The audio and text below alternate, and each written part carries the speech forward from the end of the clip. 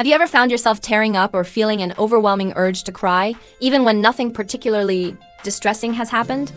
This experience can be confusing and unsettling. But from a psychological perspective, it's often a sign that your body is crying for help on behalf of your inner self. Let's delve into the reasons behind this phenomenon and what it might mean for you. First, it's important to understand that emotions are not just mental states. They have a physical component as well. When we experience strong emotions, our bodies respond with physiological changes. For instance, the release of stress hormones like cortisol can trigger a cascade of reactions, including the urge to cry. This is a natural way for the body to signal that something is amiss, even if we're not consciously aware of it. One common reason for unexplained tears is the accumulation of emotional stress. Think of it like a pressure cooker.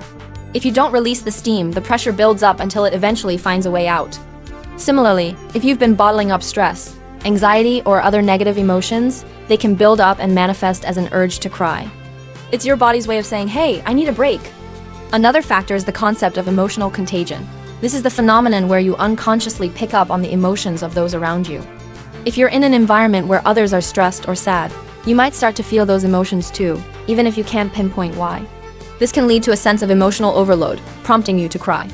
Moreover, sometimes the urge to cry can be a response to a deep-seated need for emotional release. In our fast-paced lives, we often neglect our emotional needs. Crying can be a cathartic process, allowing us to let go of pent-up feelings and find some relief. So, what can you do if you find yourself in this situation? First, acknowledge that it's okay to feel this way. Give yourself permission to cry if you need to.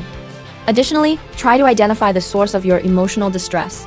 Is there something specific bothering you, or are you just feeling overwhelmed by life in general? Once you've identified the cause, you can take steps to address it, whether that means talking to a friend, practicing relaxation techniques, or seeking professional help. In conclusion, feeling like crying even when nothing has happened is a common and normal experience. It's your body's way of signaling that you need to pay attention to your emotional well-being.